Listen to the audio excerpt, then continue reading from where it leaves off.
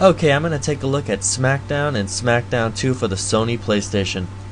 So I guess the general feeling about Smackdown is, if you're a PlayStation owner, you probably played it back then and loved it. And if you were a Nintendo 64 owner and a Nintendo fanboy, you probably look at this game and go, it's not nearly as fun as the AKI wrestling games. And the fact is, most of us are aware of this, at least any of us who played the AKI wrestling games.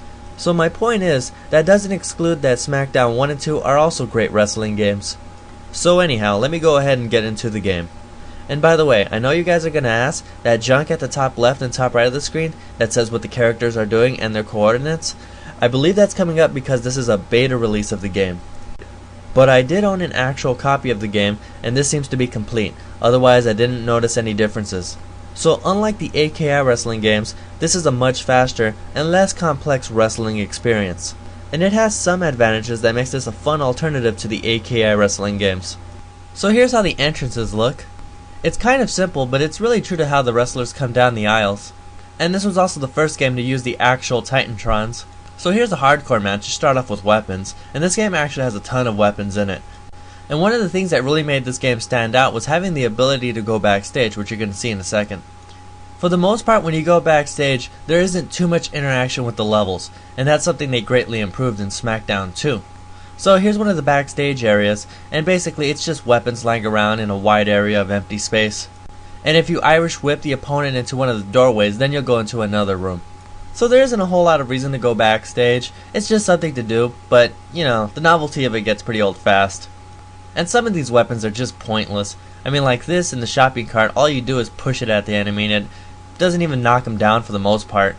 So really the best weapons to always grab are something like a shovel or a fucking baseball bat to sort of bash the enemy in the face. Really, this is the most interactive area because you could jump on this table. So like I said, going backstage is something to do, but it's rather pointless after you've done it 1 or 2 times. By the way, here's something to look at. So here's Deborah, just blowing bubbles in the hot tub, big titties and all. And some characters look really funny, and here's my point. This mongoloid hardly looks like Deborah. So anyway, let me go ahead and get into some of the mechanics of the game. Now, if you keep tapping the attack button, the characters will do a combo. And if you hold a direction and push attack, they'll do different things, like Kane will do a chop or a big boot. And when it comes to the grappling system on this one, they don't lock up. So if you just hold a direction and push the grapple button, they'll quickly do a maneuver. And to do a strong grapple, how it works on this one is first you have to knock them down, and then you have to pick them up so they're groggy. Then you can do a strong grapple. Personally, I hate that. I much prefer on the AKI wrestling games and Fire Pro Wrestling, you just grab them and do whatever you want. This game also has a create-a-player system that works fairly well, but just not enough customization for your wrestler. And this game has quite a few modes, but story mode on this one is rather boring. So at the time, Smackdown 1 was a great effort. It was an enjoyable wrestling game, but there was definitely much to be desired, and Smackdown 2 hit a lot of that. So if you ask me, I think Smackdown 2 feels more like an expansion pack.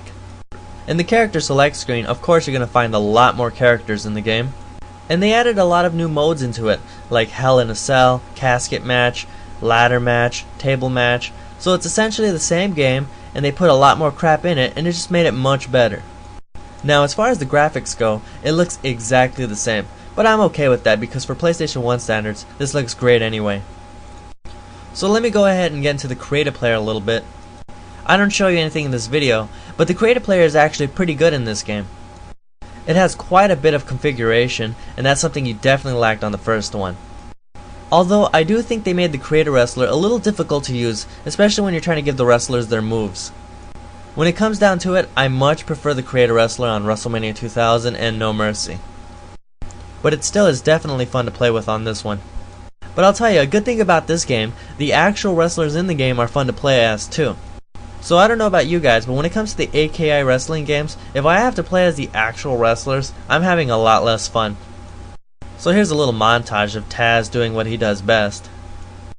Watching Taz do all of this reminds me of how enjoyable he was to watch in ECW.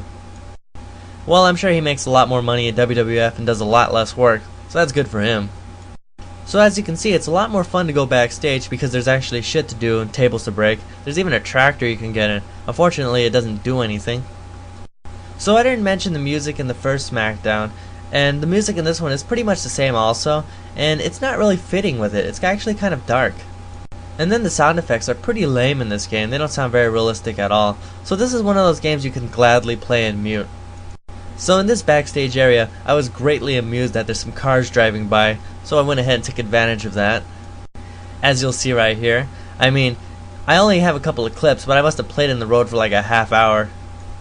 So when it comes to Smackdown 1 and 2, they're not the most technical wrestling games in the world. If anything, they're more like free-roaming fun beat-em-ups. And this is also a very realistic game. I mean, just look at the characters pick up that couch like nothing. But I guess the boat for realism sailed when you saw them get hit by a car 4 times.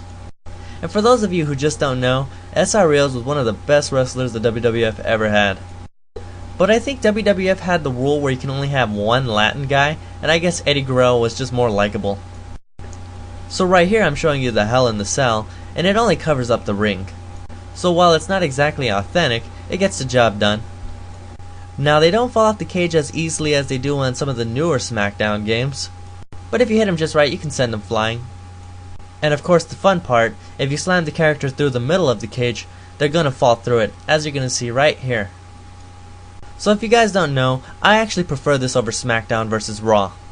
I mean, this game just moves so fast, it's fun to play, it's like the opposite of Smackdown vs. Raw.